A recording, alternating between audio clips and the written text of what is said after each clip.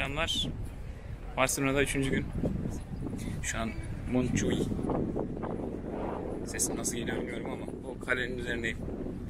Barcelona manzarasına bakıyorum. Hatta göstereyim biraz. Terasında geziyorum. Çok da fazla bir alan yok sanki. Şöyle bir iki tur attım. Fazla bir eser yok. Yakın bir tarihten geliyor olması lazım. Galiba 17. yüzyılda. Ama çok güzel bir manzara sunuyor. Şimdi Sagrada Familia'ya doğru geçmem lazım bugün. Saat 5'te girişim var oraya. Bu sefer bilet bulabildim. Buraya gelirken saat herhalde 10-10.30 gibi hostelden önce çıktım. Sonra metro ile hangi durak? Paralel durağı olması lazım. Herhalde oraya geldim. Oradan buraya çıkan bir finiküler var. Ona bindim. 12.7 euro verdim. Bir teleferiğe bindim. Yürüsem 30 dakikaydı ama üşendim sıcakta kim yürüyecek diye. Şimdi tekrar teleferiğe dönüyorum. Oradan geri şehre doğru, merkeze doğru döneceğim.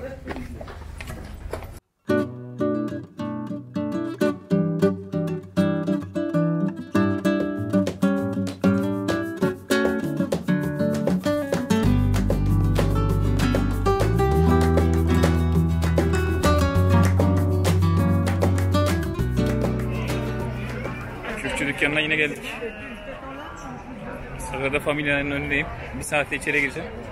Erken geldim biraz. Bir yerlerde bir soluklanayım, bir saat oturacağım. Bundan önce Montjuïc Kalesi'ndeydim. Tepede dolandım. Teleferikle çıktım. Tekrar teleferikle indim. Derken yine mekanımıza geldik. Şundan da bir kahve içmeyi düşünüyorum. Sonra bakalım içeride manzara nasıl. Bir görelim.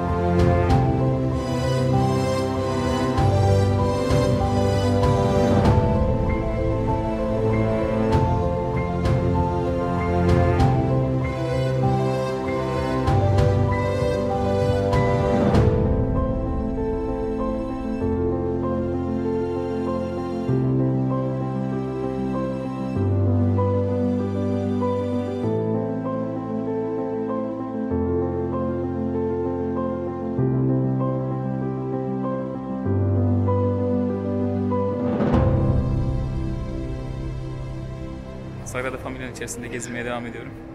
Saat 5 çeyrek 5:30 arası girdim. Benim seansım oydu. Şu an saat 8'e geliyor. İçerisi zaten bir sessizleşti, bir sakinleşti. Çok kalabalıktı. Benim gibi fotoğraf çekenler var sadece. Şöyle de göstereyim. Gerçekten Gaudi'nin çılgın eseri diyebilirim. Adam son yıllarında zaten bunun içerisinde yaşamış bile. Çok emek vermiş. Çok uğraşmış. Bir ismi de bildiğiniz üzere bitirilemeyen kilise. Hem teknolojinin bazı noktalarda yetersiz oluşu, kopyaların kaybolması, Gaudi'nin yaptığı bazı çizimlerin kaybolması tabi bu süreci etkilemiş. 3 kez ara verilmiş zaten yapımına. 2026 gibi bitirilmesi tahmin ediliyor. O tarih tabii ki Gaudi'nin 100. yıl ölüm yıl dönümü. O yüzden 2026. İçeride saatler geçirdim. Serin serin. Kapanıyor. Uyarımız da geldi.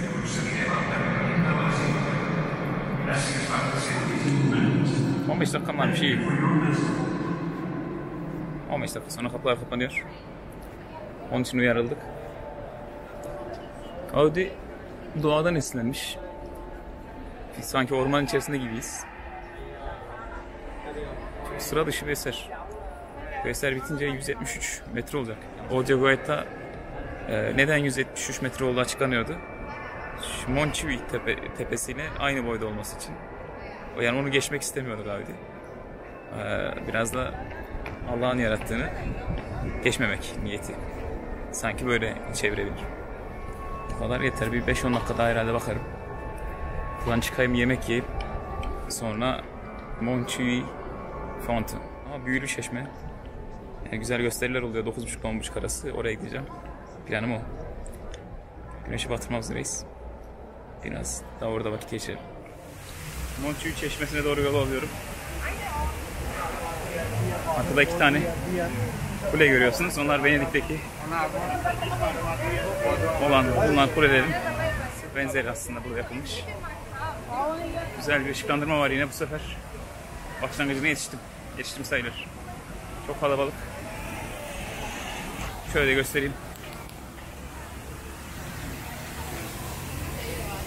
Pode ser também.